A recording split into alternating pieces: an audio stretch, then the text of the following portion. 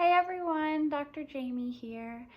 So today is what, October 29th. So we are rounding the corner until Halloween, and I wanted to put together a little video with some fun and creative ideas for families to do to celebrate Halloween and get in the spirit despite being in the midst of a global pandemic. I've chatted with some of my clients and asked them what they're going to do to celebrate Halloween this weekend, and the number one answer I get is they're going to watch a Halloween movie or a scary movie. So that's idea number one, is get together as a family, turn the lights off, get your popcorn, get snacks, and put on a scary. If you go on Pinterest, you can find a lot of Halloween inspired like baking recipes, or even like purple drinks or witch's brew drinks, or calling it a potion or poison, and it's some cool drink with maybe a sugar rim. So that could be also really fun. You can go to the grocery store and pick up the Pillsbury sugar cookies, and they have the little spider design or ghost design on that. So you can bake together as a family or create some sort of holiday inspired recipe. Part of the fun when you are trick-or-treating is going around the neighborhood and seeing all the decorations. And even if you're not trick-or-treating, this is still something you can do. So go take a walk with the family and look at the decorations to make it a little more interactive.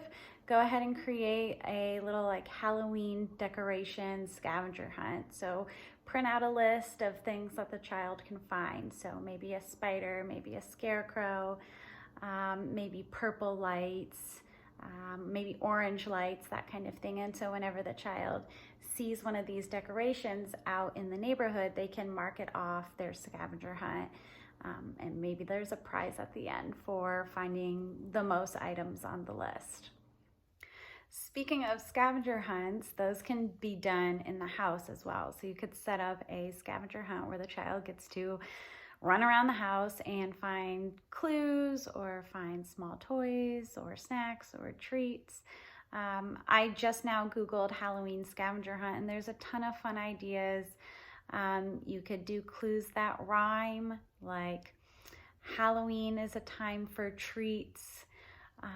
Find your next clue where dad cooks his meats, and there's the clue on the barbecue. This is just from the top of my head, but there are a lot of fun ones online that are probably better than that. So maybe Google scavenger hunts and see what you can find, or if you're creative, if you're a writer, you could come up with some of your own clues.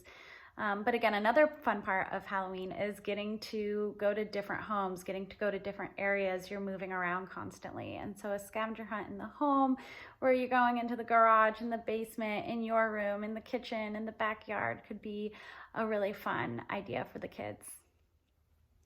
And don't overlook the amazingness of arts and crafts. I'm a big arts and crafts person, and so that could be a really fun thing to do with kids. Again, Pinterest is going to be your best friend. You can just type in DIY, do it yourself, Halloween for kids, or for adults. If the kids are busy watching their Halloween movie and you want to get artsy, then there's just so much out on Pinterest. That's a good starting point.